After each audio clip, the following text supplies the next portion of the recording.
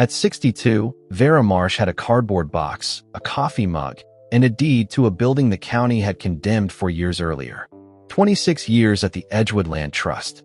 Every covenant filed, every deed restriction drafted, every farmer in Polk County who needed someone to get the paperwork exactly right. The new director had cleared her out in 40 minutes. An intern carried the boxes. The deed came last. 1 page, signed over as severance.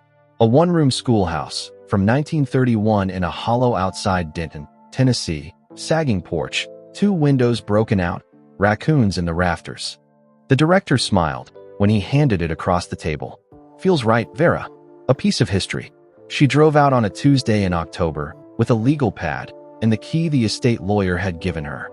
Inside, the walls were solid. The floor held her weight. The air smelled of old wood and something sealed, the specific smell of a room that has been closed for a very long time. She was pulling a collapsed shelf off the back wall when she found it. A steel cabinet, gray paint, a padlock no key on her ring would open. It had not been stored there. It had been placed there, and the shelf had been stacked in front of it with some care. She stood in the half-light and looked at it. Whoever put that cabinet there had not wanted it found easily. She drove home with the photograph on her phone and the ring of keys on the passenger seat.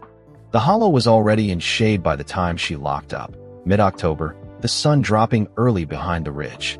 She took the long way back to Denton, without meaning to, along the Tulane that ran past the Dade farm and the Keller place, and 3 or 4 others she had visited in her first years at Edgewood, when Edgar Malone still drove his own truck and brought her along to meet the farmers in person. Edgar believed the work started with a handshake. He had founded Edgewood Land Trust in 1984, a retired county surveyor who had watched farmland in Polk County sell off parcel by parcel through the 70s and decided someone needed to stop it. He was not a lawyer. He was not a wealthy man. He was stubborn and organized, and he found Vera through an ad in the county weekly in 1998 when she was 36 years old and managing records for a title company in Etowah that was going under. The ad said, Administrative Director, small nonprofit, requires patience with paperwork and people. She had both. For 26 years, she filed the deeds, drafted the covenant language, tracked the grant cycles, answered the phone when farmers called on Sunday evenings with questions about what they had signed. Edgar handled the relationships. Vera handled everything the relationships required to hold. When Edgar died in March, a Tuesday, quietly, in the bedroom of the house he'd lived in for 50 years, Brennan Holt was already hired. The board had done that in January, while Edgar was still in the hospital the second time. They said the organization needed new leadership. They said it with the careful tone of people who had already decided. Brennan arrived in April. He was 38 years old.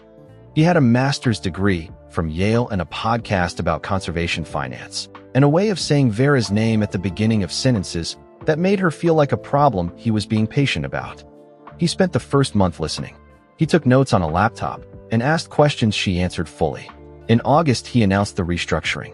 Her position was redundant, he said. The organization was going digital. Most of what she managed could be automated or contracted out. He said it the way people say things they have practiced saying, evenly, with eye contact. Her last day was a Thursday in September. Brennan had arranged for an intern, a college student home for a gap year, to carry the boxes to her car. It took 3 trips. The intern was polite and did not know what he was carrying. The deed came in a manila envelope. Brennan set it on the conference table at the end of the meeting, on top of a letter outlining her pension terms. Parcel 7, he said. The old schoolhouse. Edgar had always wanted her to have something. It felt right. She did not say what she was thinking. She picked up the envelope and put it in her bag and walked out. If this story feels like something you've been waiting to hear, we tell stories like this every week. Subscribe so you don't miss what comes next. That night she sat at the kitchen table and looked at the photograph on her phone. The cabinet in the half-dark of the schoolhouse, the padlock centered in the frame. She had looked at that padlock for a long time before she took the picture. It was not rusted, not dusty the way everything else in that room was dusty. Someone had maintained it. The cabinet stayed locked for 3 weeks. She went back every few days. She told herself she was assessing the property. She had a contact from a developer's office in Chattanooga, a woman named Karen, who had sent a form letter in August asking about parcels in the hollow. Vera had not returned the call. She had the number on a post-it stuck to her kitchen cabinet. She walked past it every morning. What she was actually doing at the schoolhouse was replacing the porch boards. She bought the lumber at a salvage yard in Sweetwater, rough-cut pine, $1.20 a board foot, enough for 8 planks. She loaded it herself into the back of her Subaru, the rear hatch not quite closing, and drove the 14 miles with her hazards on. The work took 2 afternoons. She knelt on the soundboards with a pry bar and pulled the rotted ones up one at a time, cut the new ones to length with her neighbor's circular saw. Her knees ached on the second day. She did not stop. When she tested the finished porch, each board held. Inside, she tried the keys again. 9 on the ring the estate attorney had given her, the labels in Edgar's handwriting, the paper gone soft at the edges. She had tried them all on the first day. She tried them again, more slowly, in case she had missed something.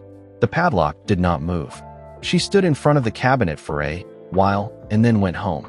It was on a Thursday afternoon in late October, locking up, that she heard a truck slow on the road below the property and stop. The man who got out was in his late 70s, white-haired, walking up the path the way people do when their knees have strong opinions. He stopped at the foot of the new porch stairs and looked at the boards without speaking. "Miss Vera," he said. She looked at him. The face was older, the hair entirely white, but the way he stood, weight back on his heels, hat in both hands, came back to her. "Herschel," she said. He nodded at the new boards. "You do that yourself?" "Most of it." He looked at the building the way men who have worked land their whole lives look at structures, assessing, not impressed, honest. "Heard someone was out here," he said. "Figured I'd see who." She asked about the hollow behind her. "Still mine," he said. "For now." He said the last 2 words, without emphasis, and that was where the emphasis lived. He put his hat on and said it was good to see her and walked back down the path to his truck. She stood on the new porch and watched it pull away. For now, she went inside and stood in front of the cabinet one more time. The padlock hung there, solid, not dusty, waiting. She drove home without calling Karen. The Polk County Planning Commission met the second Tuesday of each month in the basement of the courthouse, a low-ceilinged room that smelled of old carpet, radiator heat, and the particular staleness of a space used by the public and never quite belonging to anyone.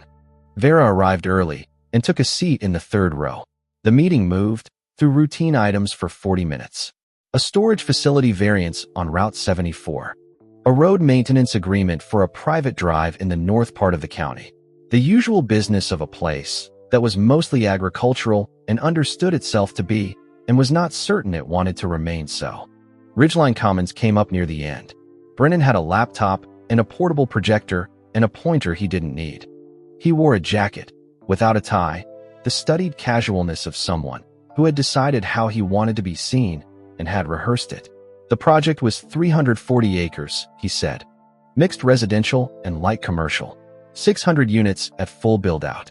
He used the words intentional and sustainable each 3 times. The map on the screen showed the hollow in pale yellow, the development footprint drawn in red. Vera looked at the map. She had stood in that hollow in the cold with a pry bar. She had filed paperwork on every parcel in that red outline. The date farm was inside it. So was the Keller property and the Hensley place, and a parcel belonging to a family named Greer, who had donated it to Edgewood in 1991 and believed, reasonably, that the donation had meant something. She became aware that someone had sat down 2 seats to her left. Herschel Dade was in a clean shirt and his good hat, which meant he had driven 40 minutes from the hollow on a weeknight in November. He did not look at her. One commissioner asked about water rights. Brennan answered smoothly. Another asked about the timeline. End of the following year for the first phase, Brennan said. Permits already in preliminary review. The Land Trust cooperation has been invaluable, he said. We've had full access to their records. Vera looked at her hands. Their records. The digital records, everything entered into the system after 2003, when she had spent 4 months migrating the files herself. Everything before that was on paper, in the filing cabinets she had managed for 26 years. The filing cabinets that had gone into storage when Brennan's team cleared the office. Nobody had asked her what was in them. During public comment, Herschel stood. He gave his name. He said he had farmed that hollow for 51 years, and his father before him, and he would like to know what a deed restriction filed in 1987 meant for this proposal. A commissioner looked at Brennan. Brennan checked his notes. He was not aware of any deed restrictions from that period affecting the parcels in question. He had said it with the confidence of someone who had searched and found nothing. All relevant filings have been reviewed, he said. Herschel sat down. He did not look at Vera. She did not look at him. She drove home, through the hollow in the dark. When the headlights swept across the schoolhouse, she could see the new porch boards, the new glass in the east windows. The building sat back from the road, with the ridge behind it, solid and unremarkable in the dark. She had not called Karen from the developer's office. She was not going to call Karen. The box had been sitting in the back of her car for 6 weeks. A standard cardboard box, medium, assembled and packed by her own hands in September, when Brennan had asked her to clear Edgar's desk before a client meeting. Personal effects for the estate, he had said. He was in Nashville. She had gone through each drawer alone in the empty office, in the particular quiet of a building that has already decided you are no longer part of it. A pocket watch with a cracked crystal. A photograph of Edgar and his wife at a mountain lake. The wife dead 12 years. The photograph kept face down in the back of the deepest drawer, as if he needed it available, but could not look at it directly. A folded letter she did not read. A small wooden box with a brass latch that rattled when she lifted it. She had packed everything, taped the box, and put it in her car. Edgar's estate attorney was a man named Gerald Poole, an office on Main Street in Benton, who had been Edgar's attorney for 30 years and had called Vera once in September to thank her for her service to the organization and not called again. She had been meaning to drop the box for 2 months. She drove to Benton on a Wednesday in late November and left it with his assistant, who said he was with a client. He called that afternoon. There's a key in the bottom, he said, on a piece of twine. Did you know about it? No, she said. A pause. Small paper tag, he said. 2 letters. V and M. She was quiet. I'll bring it to you, he said. He drove out to Denton the next morning. He was a careful man. He had driven 30 miles rather than mail it. He handed her the key on its piece of twine, the paper tag soft, with age, the 2 letters in Edgar Malone's handwriting. The same handwriting she had spent 26 years reading on folder labels and grant letters and instructions left on her desk on Monday mornings. She thanked him. After he left, she sat at the kitchen table and held the key and looked out at the backyard. Late November, leaves all down. The yard had the flat tidiness of a season that is finished. Edgar had put her initials on the tag. Not Schoolhouse, not Cabinet, just her initials, as if there had never been a question of who would be standing there holding it. She put the key in her coat pocket and got her car keys. The drive to the hollow took 14 minutes. She knew every turn. Stories like this one are why this channel exists. If it's finding the right people, please share it and subscribe if you haven't yet. Now let's go back. The schoolhouse was cold. She hadn't been out since the planning meeting, and the interior had taken on the close, sealed chill of a space shut too long. She could see her breath. The afternoon light, flat and white now, late November, lay on the plank walls, without warmth, without the gold it had carried in October. The room smelled of cold wood, and something underneath it, older.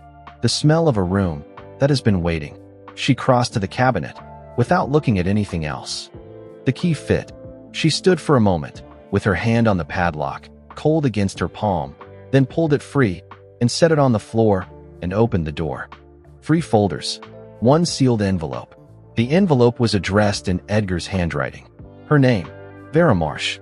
No title, no organization, just her name, and below it in smaller letters. Not to be opened until needed. She opened it. For pages, written by hand, dated January of the year he died.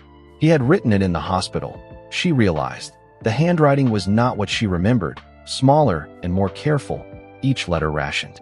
He wrote about starting the land trust, the early years, when the filing fees came out of his retirement account, and there was no staff, and he drove the hollow roads himself on weekends and knocked on doors.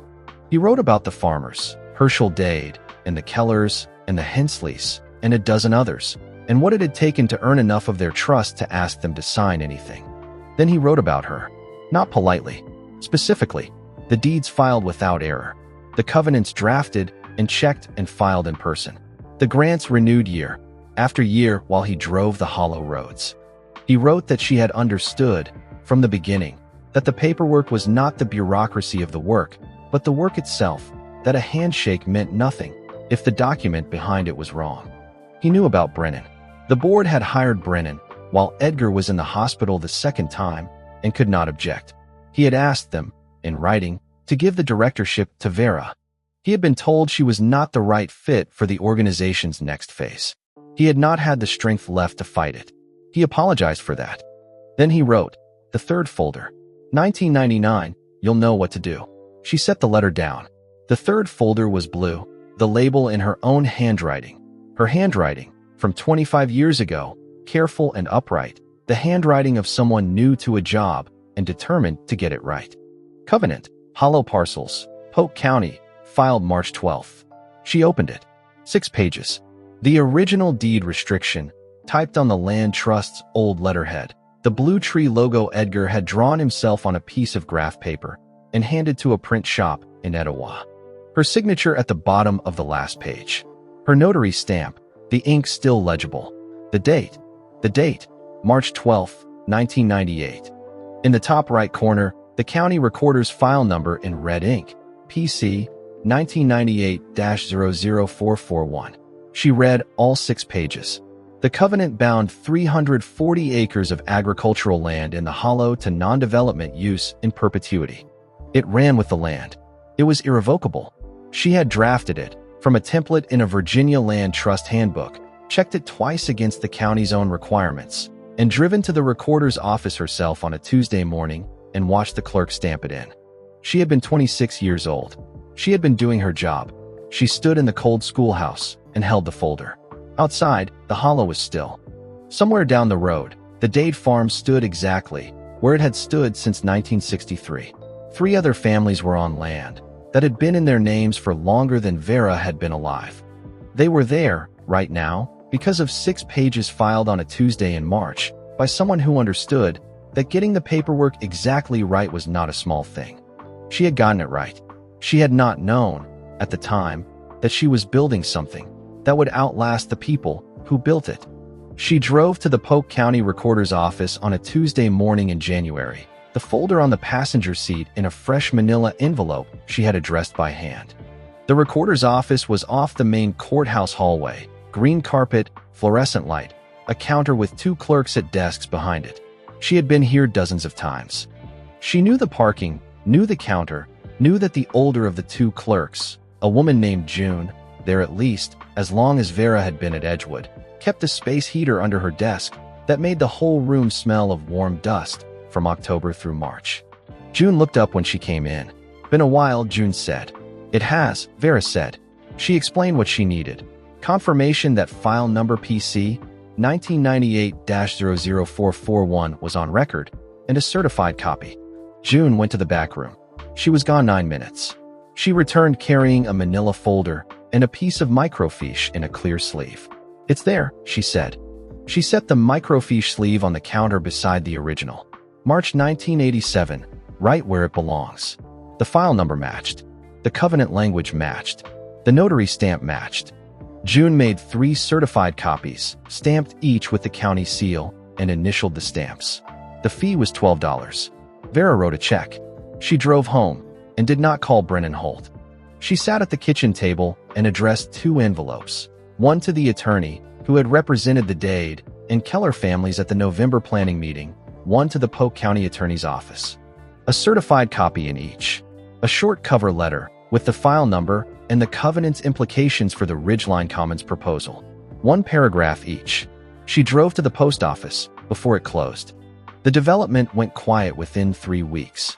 The Planning Commission tabled the proposal at a meeting she did not attend.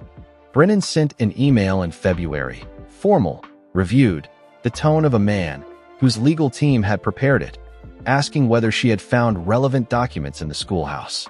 She replied that she had found documents filed with the county in 1987 and confirmed them with the recorder's office.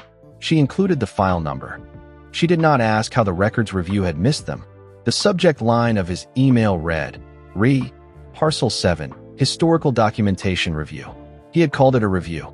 She bought glass for the remaining windows in February, during a warm spell that let her work without her coat. She ran the lumber in herself. Hatch not quite closing, hazards on, the same 14 miles. In March, a licensed electrician ran a line from the road, a single circuit, enough for light, and a small heater. She had not hired a contractor for anything else. She had done the work herself with borrowed tools and time she had in abundance. By the second week of April, the schoolhouse was clean. She had not renovated it. The plank walls were still the original pine, going yellow with age, and she had left them that way. The floors were bare. What the building had always been was still visible in it. Not restored, not disguised, just tended. She had found the teacher's desk in December, buried under debris in the back corner, the legs sound under the rod of whatever had been stacked on top. She had cleaned it in the salvage yard parking lot, with a brush and mineral spirits, kneeling on the cold asphalt, until the surface came back. Oak, she thought. Dense-grained, slow-grown. She had not refinished it. She had cleaned it and carried it to the east wall, below the window, and left it as it was. When she set it down and ran her hand along the right edge, she felt it, a shallow groove worn into the oak, smooth under her fingers. She did not know whose hands had made it. She left it as she found it. On the morning of April 11th, she drove to the hollow with a thermos and the white coffee mug she had carried out of the Edgewood office on her last day, a plain mug with a chip in the handle that she had bought at a drugstore in 1987 and used every morning since. She poured her coffee and set the thermos on the floor and sat down at the desk. The east window faced the Dade farm. She could see the lower pasture, the old barn roof, the near field turned and harrowed, the soil still dark from last week's rain. For calves in the lower pasture, knew enough to be uncertain on their legs, working out where the fence line was. Herschel had come by in late March, the first time since November. He had walked the perimeter of the building, without commenting on the repairs, come up on the new porch, looked out at the hollow for a while. Before he left, he said he would bring her tomatoes first planting. He had come 2 days ago, a pint jar of early cherry tomatoes, from his cold frame, not quite the season for them yet, still pale. He had set the jar on the porch step without knocking. She had heard his truck and come out and found it. She moved the jar now to the desk, where the morning light could reach it. Under her right hand, the surface of the oak. She had noticed it the day she first set the desk by the window, a shallow groove worn into the wood along the right edge, where the surface met the light. Not damage. A gradual wearing. 100 teachers, the same angle, the same long pressure, over the same long years. Work that had outlasted the hands that made it. The calves in the lower pasture had found the fence line. The hollow was quiet. The jar of tomatoes held the light. She placed her hand in the groove and left it there.